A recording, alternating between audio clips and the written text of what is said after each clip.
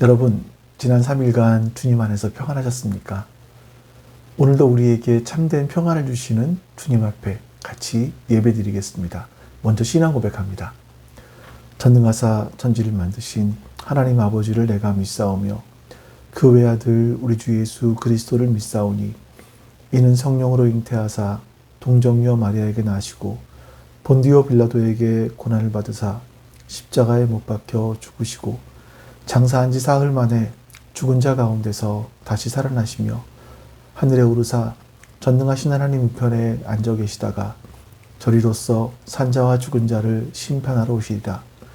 성령을 믿사오며 거룩한 공회와 성도가 서로 교통하는 것과 죄를 사하여 주시는 것과 몸이 다시 사는 것과 영원히 사는 것을 믿사옵나이다. 아멘.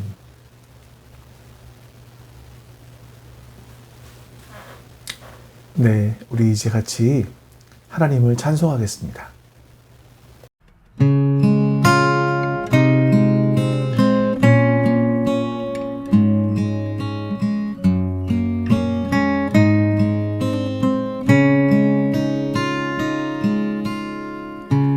내 안에 사는 이 예수 그리스도니 나의 죽음도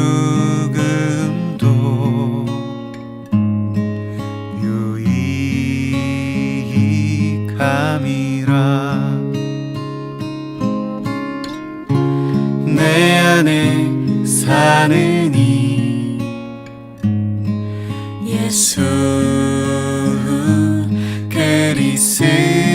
그리스도니 나의 죽음도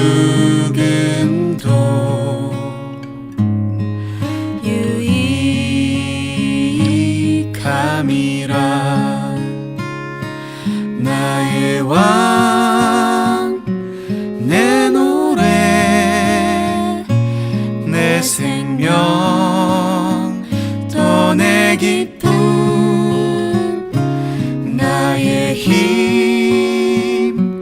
나의 검 내 평화 나의 주 내 안에 사는 이 예수 그리스도니 나의 죽음도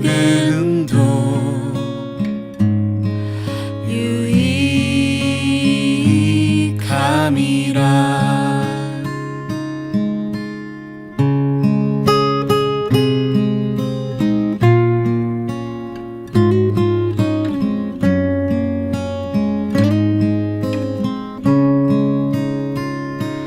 나의 왕 내 노래 내 생명 또 내 기쁨 나의 힘 나의 검 내 평화 나의 주 내 안에 사는 이 예수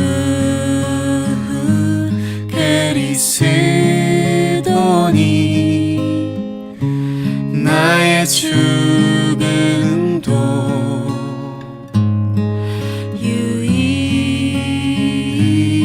유익함이라. 나의 죽음도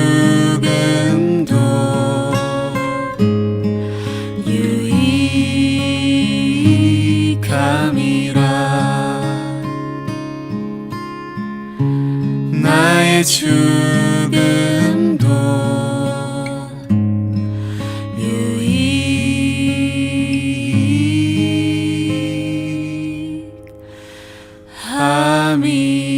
유익함이라.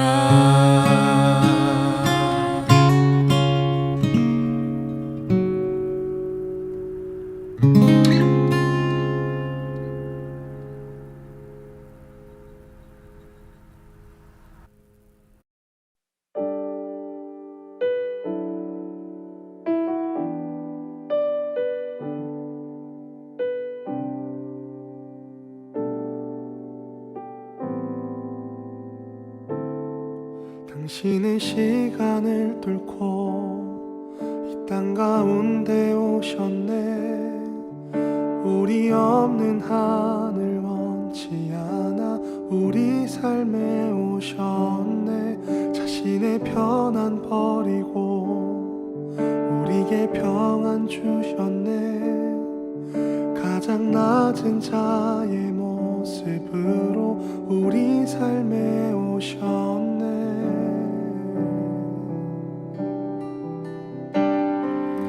하나님 우리와 영원히 함께 하시네.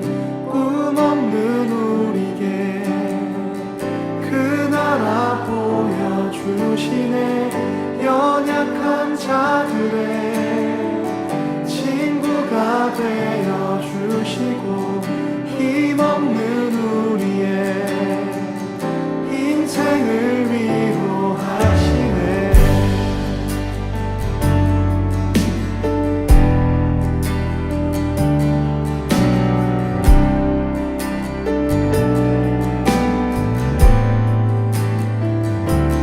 당신의 시간을 뚫고 땅 가운데 오셨네. 우리 없는 하늘 원치 않아 우리 삶에 오셨네. 자신의 편안 버리고 우리에게 평안 주셨네. 가장 낮은 자의 모습으로 우리 삶에 오셨네. 하나님 우리와 영원히 함께 하시네. 꿈 없는 우리의 그 나라 보여주시네. 연약한 자들의 친구가 되어주시고 힘없는 우리의 인생을 위로하시네.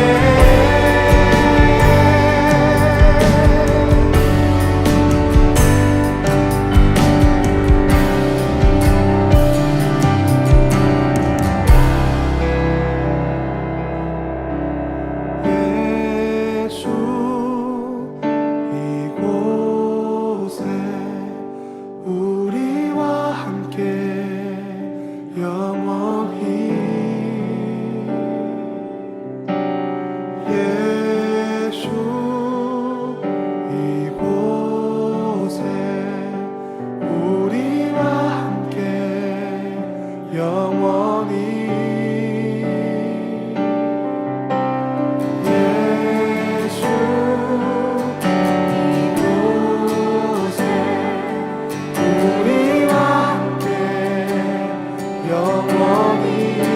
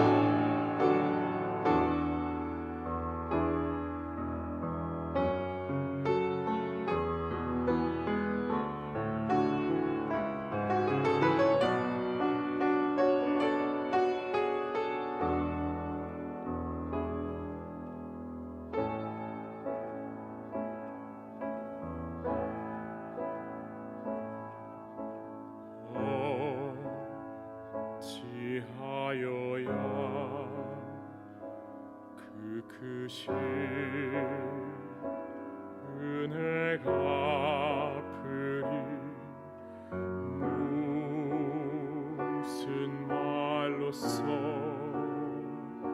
그 사랑 참 감사하리요.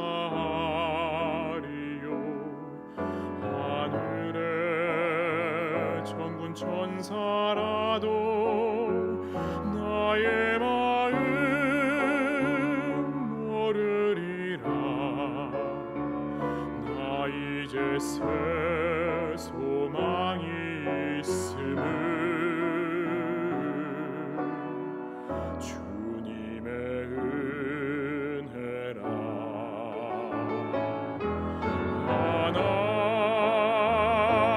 하나님께 영광, 하나님께 영광, 하나님께 영광. 나의 사랑하신 주, 그 피로 날 구하사 죄서 건지셨네.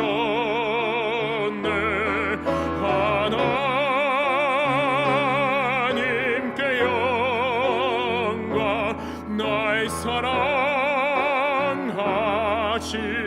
주 바치리라. 모두 나의 일생을 당신께 세상 영광 명예도 갈보리로 돌려보내리.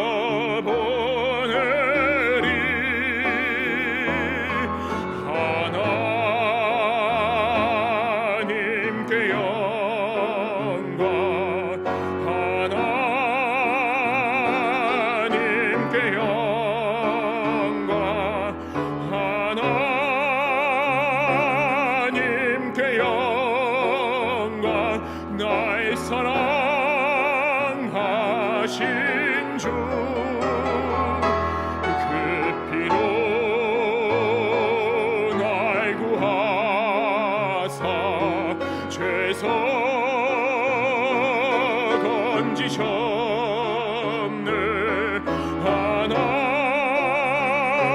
하나님께 영광, 나의 사랑하신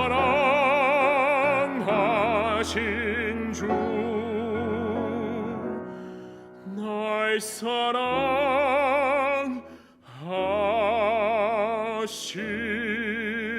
주.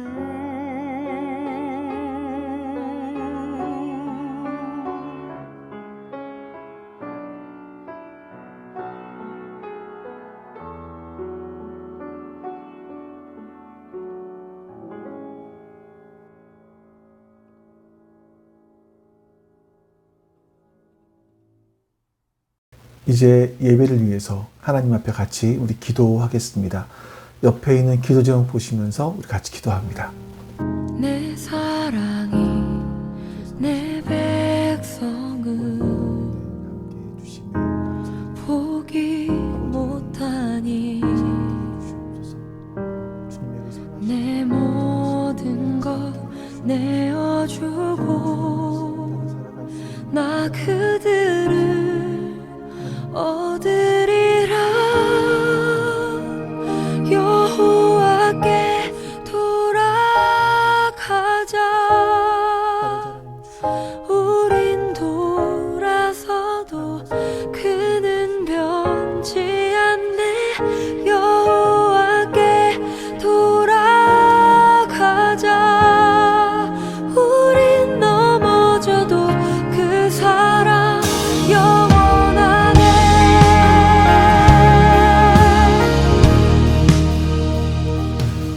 아버지 하나님 감사합니다. 오늘도 우리 하나님을 예배할 수 있는, 그리고 하나님의 말씀을 들을 수 있는, 하나님을 찬송할 수 있는 귀한 시간을 주셔서 감사합니다. 그 은혜를 우리 마음에 새기게 해주시고 그 은혜로 말미암아 우리가 매일매일을 살아갈 수 있도록 역사해 주시옵소서. 우리를 도우시는 주님께서 우리와 함께 해주시기를 소망합니다. 도와주시옵소서. 우리의 매일매일의 삶이 주님께서 함께 하심을 경험하게 해 주시옵소서. 감사드리며 우리 주 예수 그리스도의 이름으로 기도하옵나이다. 아멘. 네, 이제 우리 같이 하나님 말씀 봅니다. 하나님 말씀은 누가복음 8장 49절에서 56절까지입니다. 누가복음 8장 49절에서 56절입니다. 예수께서 아직 말씀을 계속하시는데 회당장의 집에서 사람이 와서 말하였다. 따님이 죽었습니다. 선생님을 더 괴롭히지 마십시오. 예수께서 들으시고 나서 회당장에게 말씀하셨다. 두려워하지 말고 믿기만 하여라. 딸이 나을 것이다. 그리고 그 집에 이르러서 베드로와 요한과 야고보와 그 아이의 부모밖에는 아무도 함께 들어가는 것을 허락하지 않으셨다. 사람들은 모두 울며 그 아이에 대해 슬퍼하고 있었다. 예수께서 말씀하셨다. 울지 말아라. 아이가 죽은 것이 아니라 자고 있다. 그들은 아이가 죽었음을 알고 있으므로 예수를 비웃었다. 예수께서 아이의 손을 잡으시고 말씀하셨다. 아이야, 일어나라. 그러자 그 아이의 영이 돌아와서 아이가 곧 일어났다. 예수께서는 먹을 것을 아이에게 주라고 지시하셨다. 아이의 부모는 놀랐다. 예수께서 이 일을 아무에게도 말하지 말라고 그에게 명하셨다. 아멘. 예수님께서 거라사 지방에서 돌아오셨습니다. 그때 이제 많은 무리들이 예수님을 기다리고 있었죠. 그 중에는 회당장 야이로라는 사람이 있었고요. 그는 예수님이 오시는 걸 보고 예수님을 찾아가서 나의 죽어가는 딸을 살려달라고 간청합니다. 예수님께서는 그 야이로의 간청을 들으시고 야이로의 집으로 가셨습니다. 그런데 그 가는 길에 12년 동안 혈루증으로 고생을 하던 한 여인이 예수님 몰래 뒤로 와서 사람들 몰래 예수님의 뒤로 와서 예수님의 옷자락에 손을 댑니다. 이 여인은 12년이라고 하는 긴 시간 동안 혈루증이라는 병을 앓고 있는, 그래서 고통을 받으면서 종교적으로나 사회적으로나 고립되어 있었던 그런 여인이었지요. 그런데 예수님에 대한 소문을 듣고 이 여인은 예수님께 마지막 희망을 걸었던 겁니다. 많은 사람들이 예수님을 에워싸고 있었고요. 서로 밀리고 있었습니다. 근데 많은 사람이 예수님께 와서 예수님의 옷자락에 손을 대었고 예수님의 몸에 손을 대었겠지만, 그러나 믿음으로 예수님께 손을 댄 이 여인만이 치유를 경험했습니다. 여인은 12년간 고통 속에 살다가 예수님을 만났고 새로운 삶을 살게 된 거죠.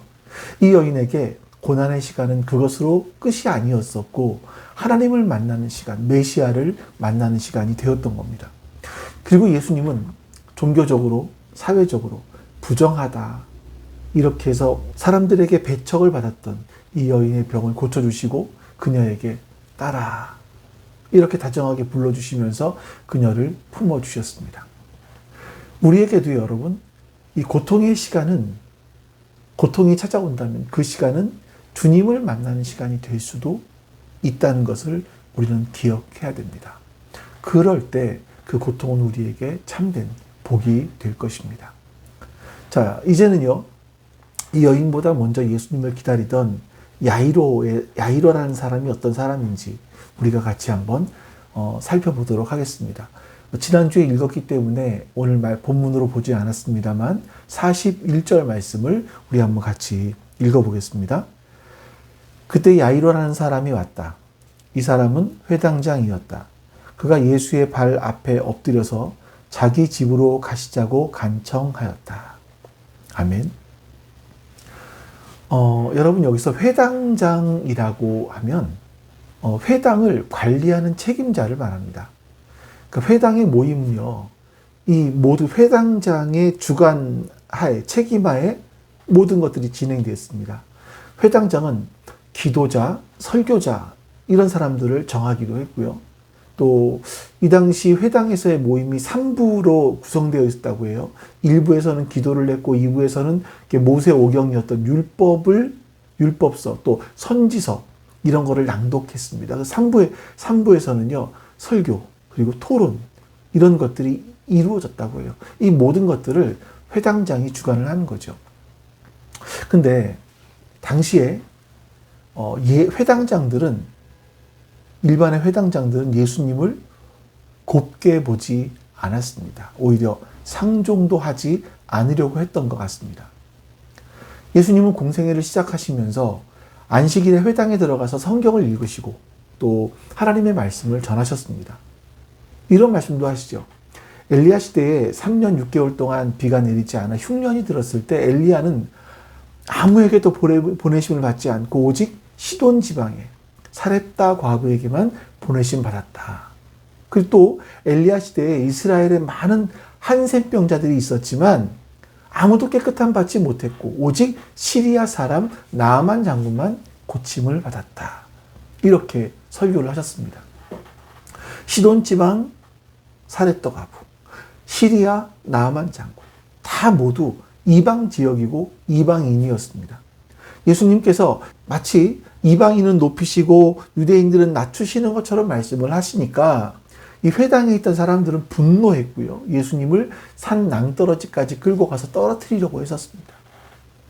또 예수님께서는 또 다른 안식일에 회당에서 오른손이 어그라들어 있는 사람을 고쳐주셨습니다. 이것 때문에 바리새인과 서기관들이 아주 굉장히 화를 많이 내면서 이 예수를 어떻게 처리를 해야 될까 이거를 막 서로 의논하기도 했었습니다. 또 당시 이스라엘이라는 나라는 남성 중심 사회였거든요. 그래서 남성들의 체면, 명예 이거 굉장히 중요하게 생각을 했었죠. 우리나라도 원래 그 남성 중심 사회 아니었었습니까? 그래서 우리나라 속담에 양반은 물을 먹고도 이를 쑤신다. 이런 얘기가 있을 정도로 굉장히 좀 체면을 굉장히 중시하는 그런 사회가 우리나라 사회였던 것 같아요. 근데 유대 사회는 우리나라보다 훨씬 더 남성 중심적인 사회였었습니다. 그런 사회에서 사람들에게 상당한 존경, 신뢰를 받던 회당장이 누군가에게 무릎을 꿇는다? 엎드려서 이렇게 부탁을 한다, 청탁을 한다? 이런 거는 그 회당장의 명예가 땅에 떨어지는 그런 일이었고, 사람들에게 따돌림을 당할 수도 있었고, 또 그 사람의 회당장이라는 지위까지 위태로울 수 있는 그런 상황이었던 겁니다. 자, 그럼에도 불구하고 이 야이로는요, 이것저것 가릴 처지가 아니었었습니다. 그 야이로가 예수님을 간절하게 기다렸던 이유가 42절에 나오는데요. 우리 한번 같이 읽어보겠습니다. 그에게 12살쯤 된 외동딸이 있는데 그 딸이 죽어가고 있었기 때문이다. 예수께서 야이로의 집으로 가시는데 무리가 예수를 밀어댔다. 자, 야이로가 예수님을 자기 집으로 초대합니다. 그러면서 간절히 원했던 것은요, 그의 12살 된 외동딸이 있는데 이 아이가 죽어가고 있었기 때문에 자기 눈에 넣어도 아프지 않을 정도로 사랑하는 그 딸이 죽어가고 있었기 때문에 좀 이 아이를 살려달라는 그런 부탁이었었습니다. 당시 유대인들은 보통 12살이 되면 남자건 여자건 성인식을 합니다. 그리고 여자들 같은 경우는 10대 후반이면 보통 결혼을 이제 준비를 하고 시작을 하죠. 자신의 딸이 12살입니다. 이제 성인식도 해야 되고, 남들이라면 결혼도 준비해야 될 텐데, 그러면서 인생의 새로운 인생길을 걸어가야 될 나이인데, 이 야이로의 딸은 사냐 죽으냐, 살 것이냐 죽을 것이냐, 이 죽음의 경계선에 놓여 있었던 겁니다. 야이로는요, 자신의 동료들이 예수님을 이단자이고 죄인이고 이 사람은 잡아 죽여야 될 사람이고 이렇게 결정을 했지만 이것저것 따를 처지가 아니었었습니다.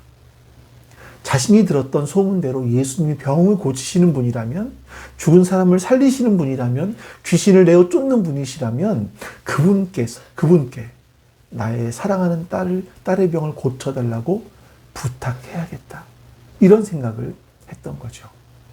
만약 이 야이로의 딸이 그 상태에 있지 않았다면, 아마 이런 고통이 찾아오지 않았다면 그 사람 역시 예수님을 찾지는 않았을 겁니다. 이렇게 보면 여러분, 지난주에 보았던 12년 동안 혈루증을 앓았던 여인, 그 여인이 병으로 인해서 주님의 옷자락을 붙잡고 병이 낫게 되고 또 주님을 만나게 되었던 것처럼 야이로의 딸이 병이 든 것 역시 주님을 만나게 해주는 그런 은혜의 통로가 되었다는 것을 우리는 알 수 있습니다. 우리 인간들은요, 자기 자신의 능력이나 자기의 지식으로 이 문제를 해결할 수 있다라고 생각을 하면 주님을 찾지 않습니다.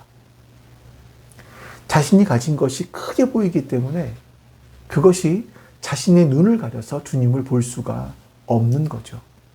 그러다가 자신이 이 일을 해결할 수 없다는 것을 깨닫게 되면 내가 정말 약하구나, 약한 존재이구나라는 것을 직면하게 되면 비로소 그때 천부여 의지 없어서 손들고 옵니다 하면서 주님을 찾게 되는 겁니다.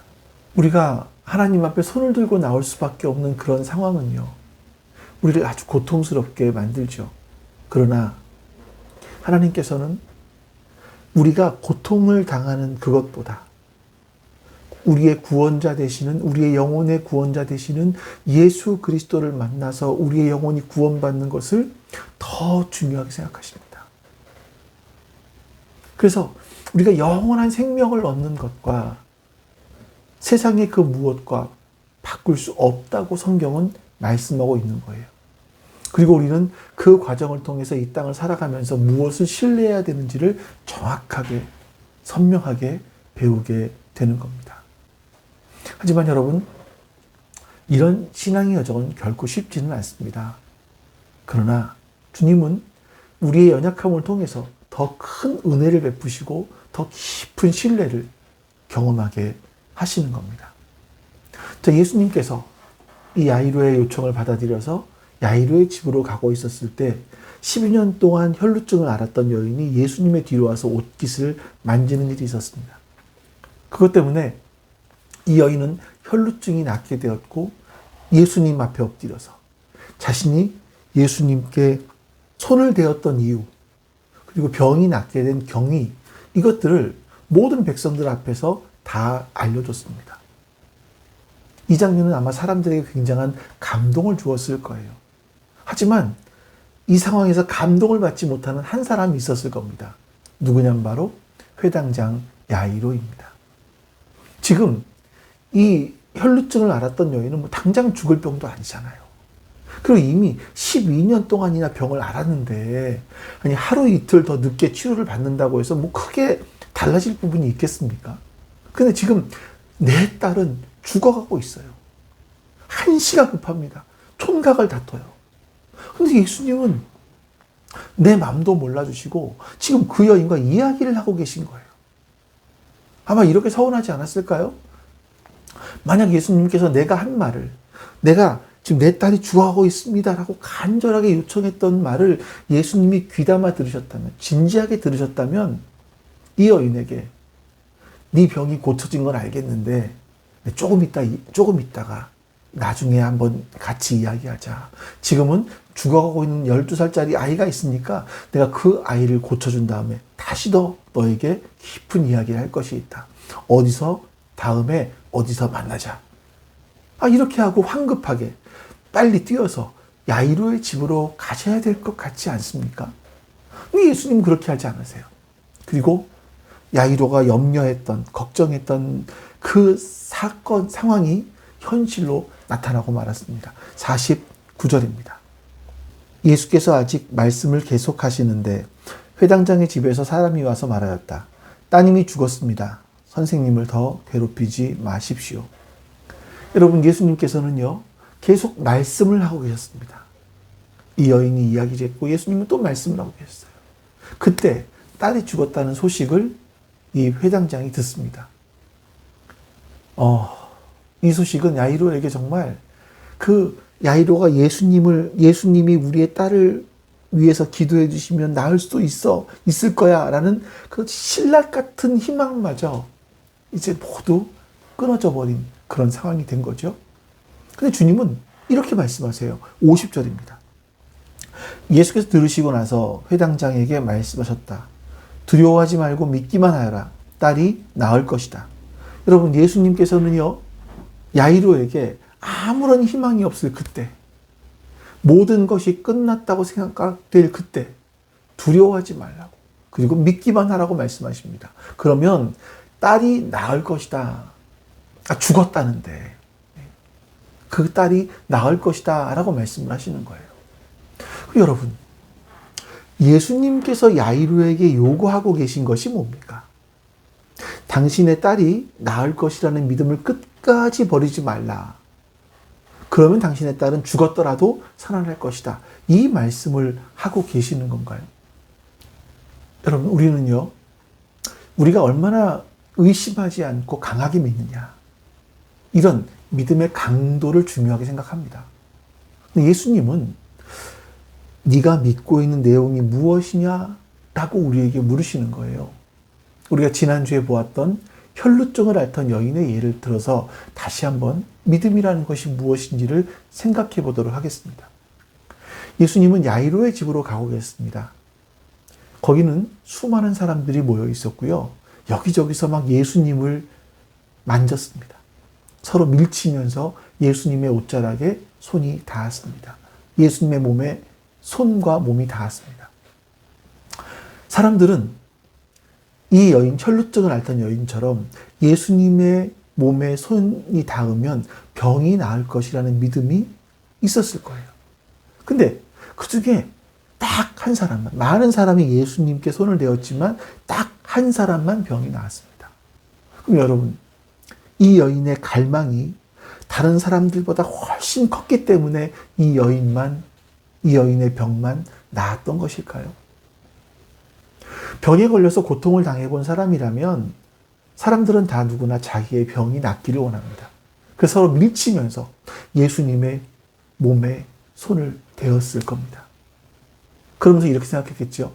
예수님의 몸에 손을 대으면 나을지도 몰라. 아니, 분명히 나을 거야. 이런 간절한 믿음을 가지고 예수님을 만지고 했을 겁니다. 그런데 이 여인만 나았어요. 그리고 예수님은 이 여인에게 이렇게 물으십니다. 내 믿음이 내 병을 고쳤다. 아니죠. 예수님 말씀하신 것은 내 믿음이 너를 구원했다라고 말씀하십니다. 여러분, 믿는다라는 것은요, 내가 간절히 소원하는 것을 예수님께서 이루어 주실 것이라고 믿는 것이 아니라 예수님이 어떤 분이신지, 예수님은 누구신지를 믿는 겁니다. 또 마가복음 9장을 한번 보지요. 마가복음 9장 22절부터 한번 보도록 하겠습니다. 귀신이 그 아이를 죽이려고 여러 번 불 속에 던지고 물 속에도 던졌습니다. 하실 수 있으면 우리를 불쌍히 여기시고 도와주십시오. 예수께서 그에게 말씀하셨다. 할 수 있으면이 무슨 말이냐? 믿는 사람에게는 모든 일이 가능하다. 그 아이의 아버지는 큰 소리로 외쳐 말했다. 내가 믿습니다. 믿음 없는 나를 도와주십시오. 예수님은요, 믿는 사람에게는 모든 일이 가능하다라고 말씀하세요. 그러니까 언뜻 보면 아이의 병이 나을 것을 믿으라, 이런 것처럼 보이지만 여러분, 본문을 다시 한번 보십시오. 아버지는 그 아이의 상황에 대해서 이야기를 합니다. 그 다음에 예수님께 당신이 뭘 하실 수 있으면 우리를 좀 불쌍히 여겨주십시오. 그리고 도와주십시오. 이렇게 부탁을 해요. 근데 예수님은 그 부탁에 대해서 할 수 있으면이 무슨 말이냐? 믿는 사람에게는 능치 못할 일이 없다. 이렇게 말씀하십니다. 자, 이 대화 속에서 생략된 단어가 뭘 것 같으세요? 아이의 아버지는 예수님, 무엇을 하실 수 있으면 우리를 도와주십시오. 라고 물었습니다. 예수님은 할 수 있거든요. 무슨 말이냐? 나를 믿으면, 예수님을 믿으면 예수님은 못하실 것이 없다. 이 말씀을 하신 거예요. 여기서 여러분, 예수님이 말씀하신 믿음이란 예수님은 무엇인가를 하실 수 있다라는 것을 믿는 것이지, 우리 딸은 꼭 병이 나을 것입니다, 이걸 믿는 것은 아니라는 겁니다. 이건 마가복음 10장에 나오는 기적에서도 발견할 수 있습니다. 예수님이 제자들과 함께 길을 가시는데 이 바디메오라고 하는 눈먼 거지가 예수님을 향해서 소리칩니다. 그러자 예수님께서 이렇게 말씀하십니다. 예수께서 그에게 말씀하셨다. 내가 너에게 무엇을 하여 주기를 바라느냐? 그 눈먼 사람이 예수께 말하였다. 선생님, 내가 다시 볼 수 있게 하여 주십시오. 예수께서 그에게 말씀하셨다. 가거라, 내 믿음이 너를 구원하였다. 그러자 눈먼 사람은 곧 다시 보게 되었다. 그리고 그는 예수가 가시는 길을 따라 나섰다. 예수님은요, 너에게 눈을 뜰 믿음이 있느냐라고 물으시지 않았어요. 내가 눈을 뜨고 새롭고 멋진 삶을 살 것이라는 것을 믿느냐라고 묻지 않으셨습니다. 예수님은 내가 너에게 무엇을 해주었으면 좋겠느냐라고 물으셨어요. 성경에서 말씀하고 있는 믿음은요, 예수님이 어떤 분이시고 무엇을 하실 분이신가에 대한 믿음인 겁니다. 누구를 믿고 있느냐 하는 내용이 중요하지 내가 얼마나 강력한 믿음을 갖고 있냐라는 것은 중요한 것이 아니라는 거예요. 믿음은요, 내가 원하는 것을 이루어주는, 얻게 해주는 마술이 아닙니다. 피하고 싶은 건 피하고 얻고 싶은 건 얻게 해주는, 갖게 해주는 그런 주술적인 것이 아니라는 거예요. 이것을 다르게 표현하면 우리가 믿고 싶은 것을 믿는 것이 아니라 예수님이 누구신지, 예수님은 무엇을 하셨는지, 그리고 무엇을 하실 수 있는 분이신지 이거를 믿는 겁니다. 성경은요, 내가 원하는 것을, 갖고 싶은 것을 갖게 될 것이라고 흔들리지 않고 강하게 믿는 것, 내가 꿈꾸는 미래를 아주 생생하게, 그리고 그것이 내 미래에 분명히 이루어질 것이라고 선포하고 주장하는 것, 그거를 믿음이라고 가르치지는 않습니다. 성경에서 말씀하는 믿음은 예수님께서 어떤 분이시고 나를 위해서 무슨 일을 하셨는가, 그것입니다. 마가복음 11장 12절에서 예수님은 무화과 나무를 저주하셨어요. 그러니까 제자들이 예수님께서 그 무화과 나무를 저주하셨다라는 말씀을 들었다라는 이야기가 나옵니다. 그리고 20절에는요, 그 다음날 아침에 길 다시 지나가다가 무화과 나무가, 예수님이 저주하신 무화과 나무가 말라버린 사건을 이제 보게 돼요. 놀라서 깜짝 놀랍니다. 그때 예수님께서 22절에서 이런 말씀을 하십니다. 예수께서 그들에게 대답하여 이르시되 하나님을 믿으라. 예수님은 의심하지 말고 하나님을 믿어라, 이렇게 말씀하세요. 그럼 뭘 의심하지 말라고 말씀하시는 걸까요? 예수님은 내가 분명히 믿으면 나를 시집장가 보내주시고 대학 보내주시고 내 병이 낫게 해주실 그 하나님, 이것을 믿으라고 하는 것이 아니라 마땅히 의의 열매를 맺어야 될 이스라엘이 열매를 맺지 않고 그 안에 위선이 가득했다. 이럴 때 하나님은 심판하시는 분이다. 하나님은 심판하시는 분이다. 그 하나님을 믿으라. 이렇게 말씀하시는 겁니다. 개인적으로 내가 원하는 것을 의심 없이 믿으면 다 이루어지는 것이 아니라 하나님의 뜻이 이 땅에서 이루어질 것을 믿으라는 뜻인 겁니다. 사람들은요, 제 믿음이 약해요, 이런 이야기를 합니다. 믿음이 충분히 세지 않기 때문에 뭔가 할 수 없다라는 거죠. 여러분, 하나님께서 우리의 믿음을 재고 계십니까? 야, 너의 믿음은 좀 모자란 것 같아? 그래서 이번에 네가 기도했지만 병이 낫지 않을 거야. 너 시집을 가고 싶으면 믿음의 강도를 높여. 이렇게 하나님 말씀하십니까? 그러니까 그리스도인들이 이 기독교의 믿음을 크게 착각하고 있는 겁니다. 제가 뭘 잘못 먹었어요? 속이 막 더부룩한 거예요. 그 배가 살살 아픈데 집에 가보니까 두통약밖에 없어요.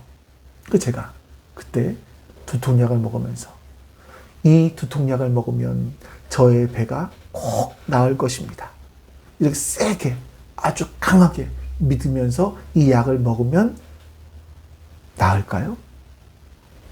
나을 수도 있겠지만 배가 아플 때는 소화제를 먹는 겁니다. 두통약을 먹으면서 믿습니다. 이렇게 굳게 믿으면 나을 거라는 생각은 여러분 착각이에요. 내가 믿고 싶은 것을 세게 믿어서 하나님이 내가 원하시는 것을 해주시도록 하나님을 조작할 수 있다? 여러분, 이건 착각입니다. 너무나 큰 착각이죠. 하나님은 우리가 조작할 수 있는 분이 아닙니다. 믿음은 세게 믿는 것이 아니라 하나님께서 이루신 일을 그대로 받아들이는 거예요. 다시 한번요. 믿음은 하나님께서 이루신 일을 그대로 받아들이는 겁니다.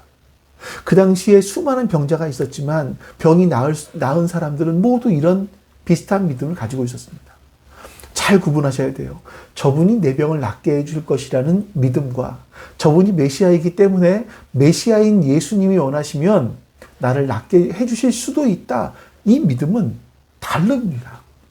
전자는요, 예수님은 내 소원을 들어주실 것이라고 강력하게 믿으면 그 소원이 이루어진다고 믿는 것. 이런 거라면 후자는요, 예수님은 나의 병을 낫게 해주실 수도 있는 메시아이다 라고 믿는 겁니다. 저분이 메시아이기 때문에 내 병을 낫게 해주실 수도 있다라고 믿음을 가지면 예수님이 원하지 않으시면, 메시아인 예수님이 원하지 않으시면 나의 병이 낫지 않을 수도 있다는 것도 받아들일 수 있는 거예요. 그러니까 중요한 건 그분이 메시아이다라는 믿음을 갖는 거죠. 이건 마가복음뿐만 아니라 성경 전체에서 말씀하는 믿음인 겁니다. 내가 믿고 싶은 걸 믿는 게 아니에요. 하나님이 어떤 분이신지, 하나님께서 우리에게 무엇을 약속하셨는지, 하나님께서 우리를 위해서 어떤 일을 하셨는지 전 인격적으로 받아들이는 겁니다. 이게 믿음인 겁니다. 그래서 예수님께서는 회당장 야이로에게도 두려워하지 말고 나를 믿기만 해라. 그러면 딸이 나을 것이다 라고 말씀을 하신 겁니다. 자, 이제 다시 오늘 본문으로 돌아가서 예수님의 일행이 야이로의 집에 도착했을 때 이미 장례식이 준비되고 있었습니다. 그러니까 당시 유대인들은 죽은 사람을 위해서 슬픔을 표현하는 것이 거룩한 의무라고 생각을 했었어요. 그래서 장례식에서 슬픔을 표현하기 위해서 옷을 찢은 옷을 7일 동안 입고 다녔습니다. 부모님이 돌아가셨을 때는 가슴 부분을 찢었다고 하고요. 그 외에 사람이 죽었을 때는 오른쪽 가슴을 찢었다고 합니다. 여성들은 속옷을 찢어서 그 찢은 속옷을 겉옷 위에 입고 다니기도 했고요. 그리고 피리를 불면서 계속 통곡을 했다고 하죠. 가족 중에 곡을 할 만한 사람이 없으면요, 전문적으로 곡을 하는 사람을 고용했습니다. 그래서 그 사람들에게 통곡을 하도록 했습니다. 그 여인들은 최근에 죽은 가족이나 자신의 죽음을 생각하면서 통곡을 했다고 합니다. 예수님께서는 이 야이로의 집에 도착하셔서 베드로, 야고보, 요한 이 세 사람과 아이의 부모만 함께 동행해서 그 안에 들어오게 하시고 나머지 사람들은 다 내보내라고 말씀하셨습니다. 그때 사람들의 반응을 이 52절, 53절에서 이렇게 말씀합니다. 사람들은 모두 울며 그 아이에 대해 슬퍼하고 있었다. 예수께서 말씀하셨다. 울지 말아라. 아이가 죽은 것이 아니라 자고 있다. 그들은 아이가 죽었음을 알고 있으므로 예수를 비웃었다. 사람들은요, 소녀가 잠을 자고 있는 것이다 라고 말씀하시는 예수님을 조롱했습니다. 그때 예수님께서는 그 조롱을 들으시면서 소녀의 시신 앞에 가서 이런 행동을 하십니다. 54절. 예수께서 아이의 손을 잡으시고 말씀하셨다. 아이야, 일어나라. 당시에 유대인들의 정결법에 의하면 시체에 손을 대면요, 일주일 동안 부정하다고 생각을 했습니다. 그래서 셋째 날과 일곱째 날에 정결하게 하는 절차를 거쳐야만 해요.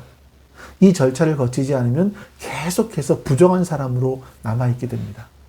근데 예수님께서는 그런 복잡한 과정이 있었음에도 불구하고 그 소녀의 손을 잡는 것을 조금도 주저하지 않으세요. 그리고 그 소녀를 부르실 때 시신아, 죽은 자야 일어나라 이렇게 명하시지 않으시고 아이야 일어나라 하고 말씀하십니다. 이 아이야 일어나라 라고 하는 이 말은 언제 쓰는 말이냐면 부모가 아침에 자고 있는 아이를 깨울 때 다정하게 따뜻하게 깨울 때 쓰는 그런 말이에요. 그래서 이 소녀의 영혼이 돌아오게 되었고 마가복음에서는 예수님께서 소녀에게 하신 말씀을 달리다굼 이렇게 표현했습니다. 그 당시 사람들이 쓰던 아람어였었습니다. 자, 여러분, 오늘 본문이 우리에게 말씀하고 있는 것은 예수님을 믿으면 죽을 병에 걸려도 죽지 않게 되고 아무리 어려운 일이 있어도 예수님을 믿기만 하면 해결함을 받을 수 있다. 이것이 아닙니다. 예수 그리스도가 어떤 분이신지, 그분만이 우리의 죽음의 문제, 죽음 이후의 문제, 이 모든 것들을 책임져 주실 수 있는 분이라는 것을 믿으라는 겁니다. 이걸 강조하는 거죠. 여러분, 우리 하나님께서 우리에게 간절히 원하시는 것은 우리가 바로 이런 예수님에 대한 믿음을 갖고 있는 겁니다. 그래서 우리가 영원한 예수님을 통해서 영원한 생명을 얻기를 원하시는 거죠. 하나님께서 보시기에 우리가 영원한 생명을 얻는 것보다 더 중요한 것은 없기 때문에 때로는 우리의 인생 가운데 어려움도 주세요. 힘듦도 주세요. 고달픔도 주시고요. 내 힘으로 해결할 수 없는 문제들을 주심으로 말미암아 이 구원에 이르도록, 예수님께 나아올 수 있도록, 예수님을 찾을 수 있도록 하나님은 그런 상황들을 우리 가운데 만들어 가십니다. 그리고 우리가 그 힘들어하는 상황 속에 주님은 찾아오셔서 우리가 주님을 부를 때 주님께서는 이 소녀에게 아이야 일어나라, 달리다 굼이라고 말씀하신 것처럼 우리에게도 손을 내밀어 뻗으시고 우리를 잡아주시면서 우리에게 일어나라 라고 말씀하실 겁니다. 여러분과 제가 주님의 손을 붙잡고 일어서서 믿음으로 주 앞에 더욱더 가까이 나아갈 수 있는 그런 우리가 될 수 있기를 주님의 이름으로 축원합니다. 우리 시간 같이 기도합니다. 오늘도 주기도문 말씀을 따라서 같이 한번 기도해 보겠습니다. 기도합니다.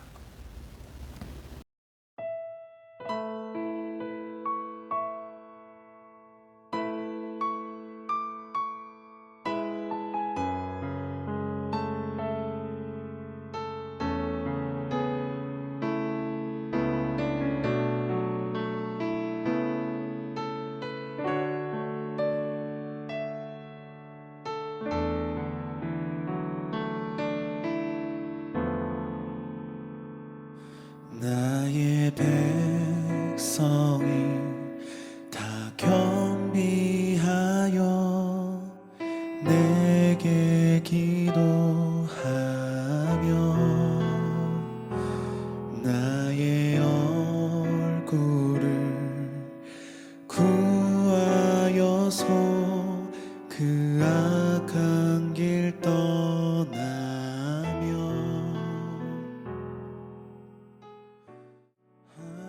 하늘에서 듣고 죄를 사하며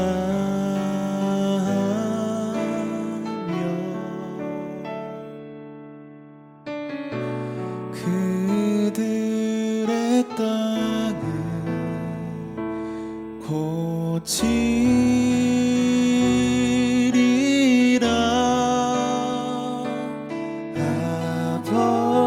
아버지여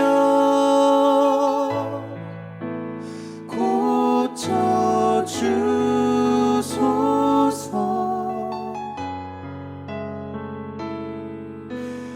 이 나라 주의 것 되게 하소서. 주 하나님 간절히 기도하오니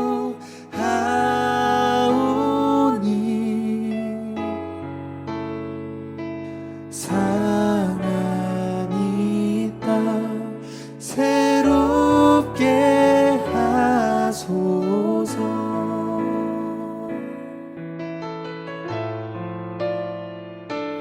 무릎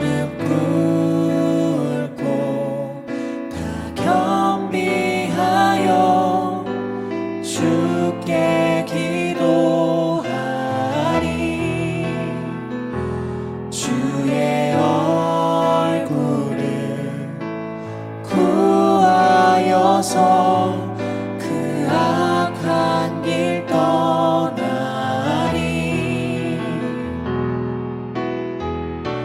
주님의 자비로 죄를 사하며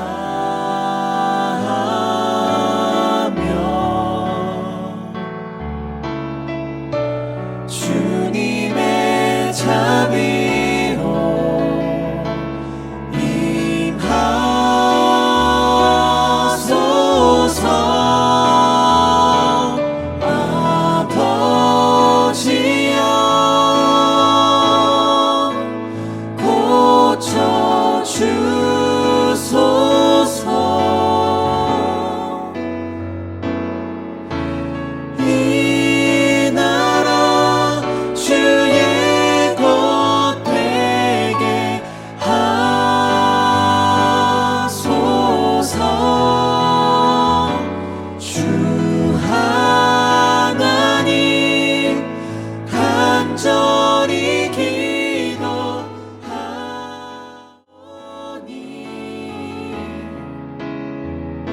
상한 이 땅 새롭게 하소서.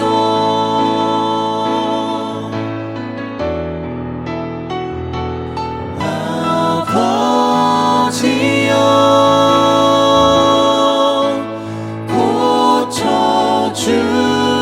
고쳐주소서.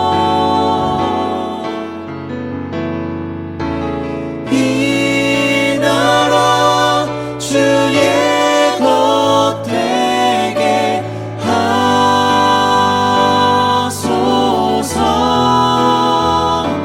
주 하나님 간절히 기도하오니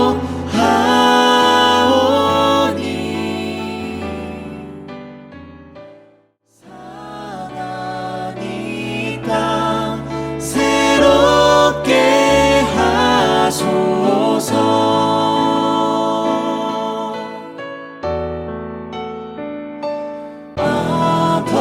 아버지여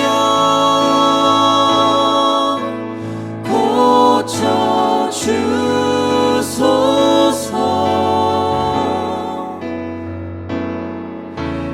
이 나라 주의 것 되게 하소서.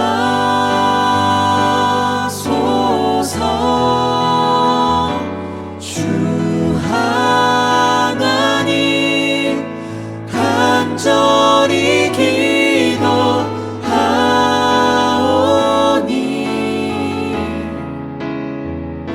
상한 이 땅 새롭게 하소서.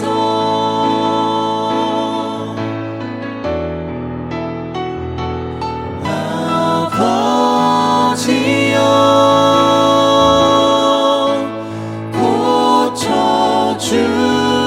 고쳐주소서.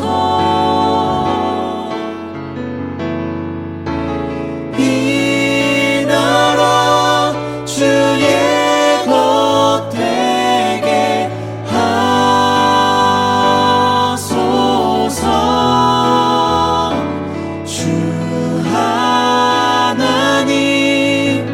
간절히 기도하오니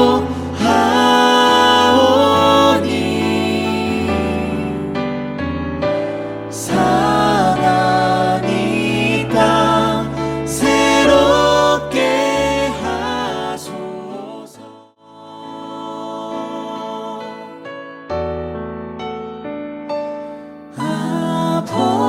아버지여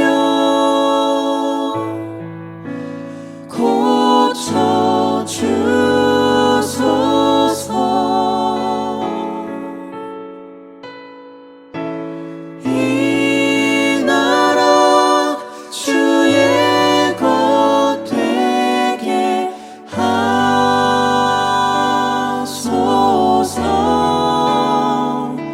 주 하나님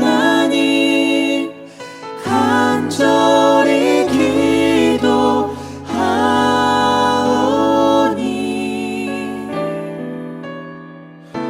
상한 이 땅 새롭게 하소서.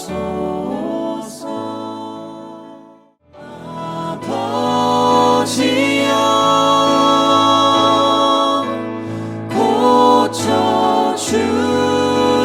고쳐주소서. 이 나라 주의 것 되게 하소서.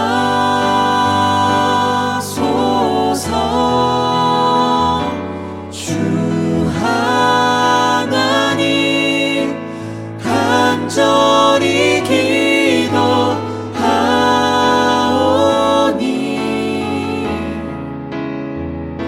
상한 이 땅 새롭게 하소서.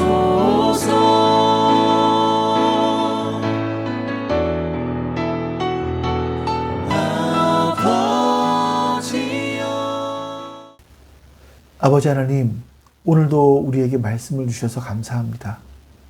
이 말씀들이 우리의 영의 양식이 되게 해주시고 우리가 지금까지 가지고 있었던 그 믿음이 바른 믿음이었는지 다시 한번 돌아보게 해주시옵소서. 예수님께서 야이로에게 하셨던 그 말씀, 그리고 혈루증을 앓았던 여인에게 해주셨던 그 말씀들을 기억하며 나의 믿음을 점검해 보게 해주시고 우리가 올바른 믿음을 갖게 해주시옵소서. 때로 그 믿음을 갖게 해주시기 위해서 우리의 인생 가운데 어려움을 주실 수도 있지만 그러나 그 과정들이 우리가 하나님께 나아가는 중요한 시간이 됨을, 중요한 상황이 됨을 잊지 않게 해주시옵소서. 때로는 하나님께서 우리에게 어려운 시간들을 허락하기도 하시지만 그 시간들, 그 상황들은 우리로 하여금 하나님이 누구신지, 예수님이 누구신지를 분명히 믿게 해주시고 또 그 예수님과 동행할 수 있도록 하나님께서 우리에게 주시는 복된 시간임을 기억하게 해주시옵소서. 감사드리며 우리 주 예수 그리스도의 이름으로 기도하옵나이다. 아멘. 하늘에 계신 우리 아버지여, 이름이 거룩히 여김을 받으시오며 나라가 임하시오며 뜻이 하늘에서 이루어진 것 같이 땅에서도 이루어지이다. 오늘 우리에게 일용할 양식을 주시옵고 우리가 우리에게 죄진 자를 사하여 준 것 같이 우리 죄를 사하여 주시옵고 우리를 시험에 들게 하지 마시옵고 다만 악에서 구하시옵소서.